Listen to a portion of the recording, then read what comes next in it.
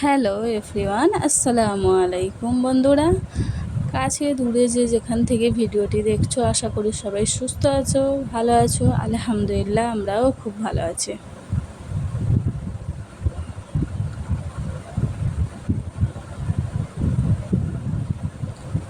তা আজকে সকাল থেকে আর কোনো ভিডিও করা হয়নি। সকালের কাজগুলো করে নিয়ে লাঞ্চ করে একটু দুপুরে রেস্ট নিয়েছিলাম। রেস্ট করে একেবারে সন্ধ্যাবেলা চলে এসেছি তোমাদের সাথে ভিডিও শেয়ার করার জন্য। তা আজকে সন্ধ্যাবেলা আমি একটু গোলা রুটি বানাবো। তা আমি তো এটাকে গোলা রুটিই বলে থাকি। তা তোমরা কে কী বলে থাকো তা আমাকে কমেন্টে কিন্তু জানাতে পারো। তা গোলা রুটিটা বানানোর জন্য আমি একটু নুন, একটু চিনি আর পানি দিয়ে ভালো করে গুলে নিচ্ছে।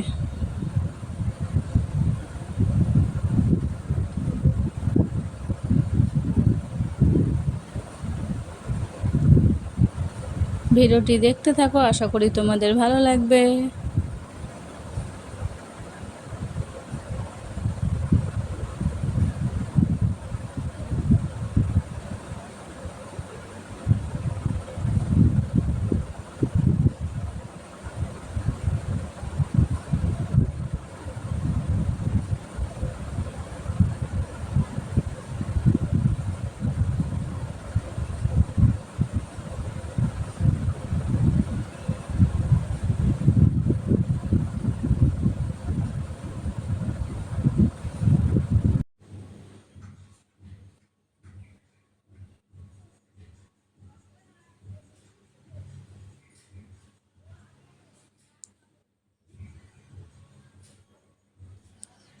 তো এবারে আমি কিন্তু রুটিগুলোকে করে নেব।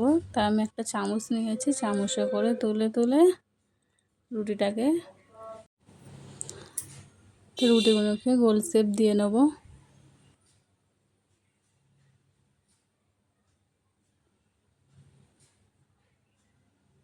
তো এইভাবে রুটি করলে কিন্তু রুটিগুলো বেশ ভালো হয়, এই টেস্টও হয়। তো তোমরা ট্রাই করে দেখতে পারো, তোমাদেরও ভালো লাগবে।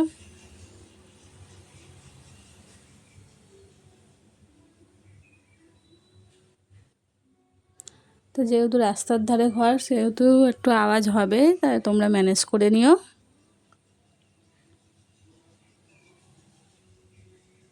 ভিডিওটি দেখতে থাকো, আশা করি তোমাদের খুবই ভালো লাগবে।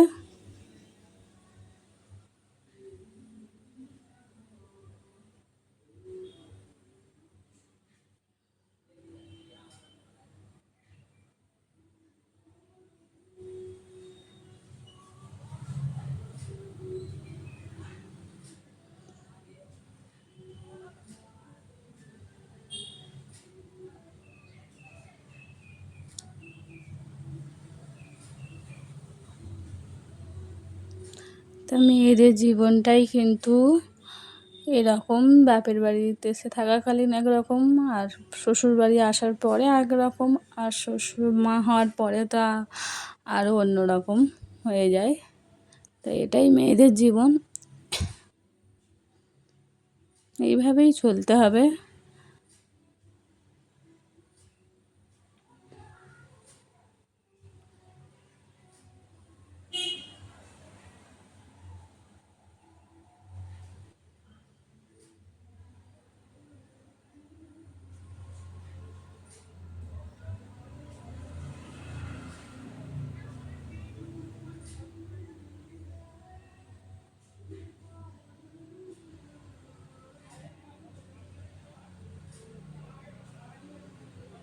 তো এদিকে আমি চাও বসিয়ে দিয়েছি, যেহেতু রুটির সাথে চা খাওয়া হবে।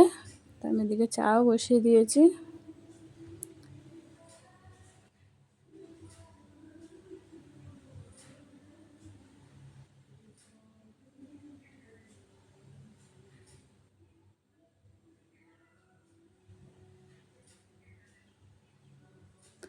তা আগে কিন্তু আমি এইভাবে রুটি করতাম।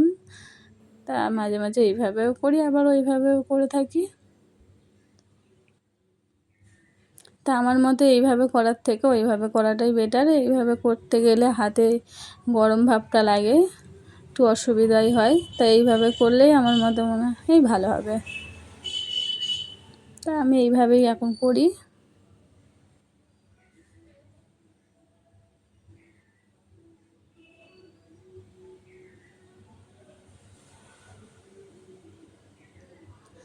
তা আমার রুটিগুলো কিন্তু করা কমপ্লিট হয়ে গিয়েছে, দেখতেই পাচ্ছ তোমরা।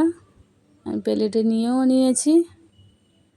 তা দেখতেও সুন্দর হয়েছে, প্লাস খেতেও কিন্তু অনেক টেস্ট হয়েছে।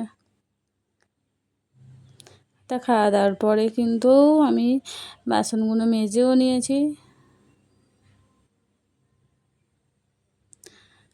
তা মেজে নেওয়ার পরে আমি একেবারে চলে এসেছি রাত্রে ডিনার বানানোর জন্য।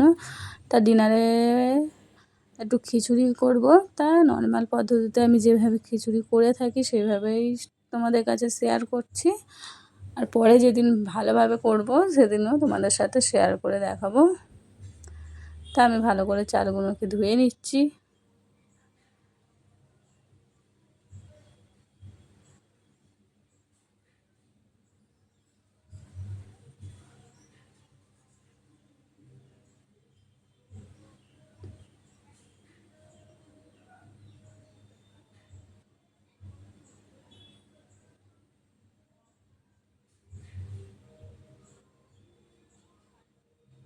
তা ধুয়ে নেওয়ার পরে আমি এদিকে আলু, পেঁয়াজ, টমেটো, কাঁচা লঙ্কা সব কিন্তু কেটে নিয়েছি। কেটে ভালো করে ধুয়ে নিয়ে এবার আমি খিচুড়ি বানানোর জন্য চলে এসেছি। তারপর আমি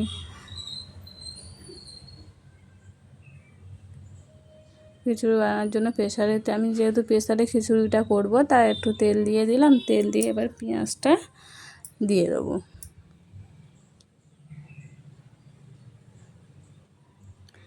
তা তোমরা একটা জিনিস লক্ষ্য করবে ভিডিওতে, যে আমি কিন্তু এই ভিডিওতে একটা কথা কিন্তু বলিনি।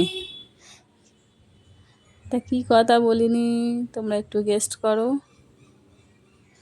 তা ভিডিওটিতে কিন্তু আমি লাইক, কমেন্ট, শেয়ার বা সাবস্ক্রাইব করার কথা কিন্তু বলিনি। তা তোমাদের যদি ভিডিওটি ভালো লেগে থাকে, তা তোমাদের যদি মনে হয় তাহলে করে দিও।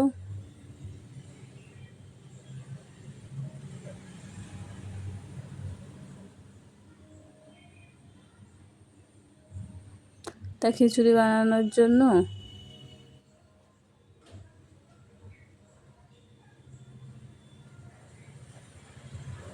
তা আমি কিন্তু পেঁয়াজ তার উপরেই কিন্তু আদা রসুনটা দিয়ে দিই, যাতে আদা রসুনের কোনো গন্ধটা না হয় আর একটু ভালো ফ্লেভারও আসে।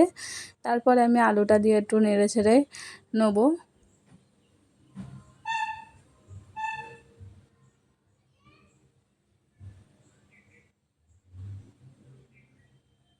তা নেওয়ার পরে আমি কিন্তু চালটা ঢেলেই দিয়েছি, যেহেতু আমার ভিডিও বানানোর জন্য এখন কোনো স্ট্যান্ড নেই, এক হাতে ফোন ধরে আছি, এক হাতে রান্না করছি, সেহেতু আমি চাল দেওয়ার পরে এবার মশলাগুলো এক এক করে দিয়ে দিচ্ছি।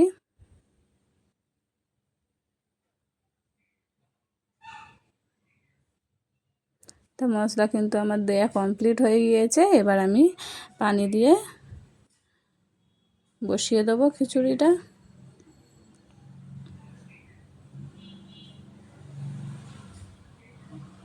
তা তোমরা এইভাবে কিন্তু খিচুড়ি করে দেখতে পারো, খুবই টেস্টি হয়, তোমাদেরও ভালো লাগবে।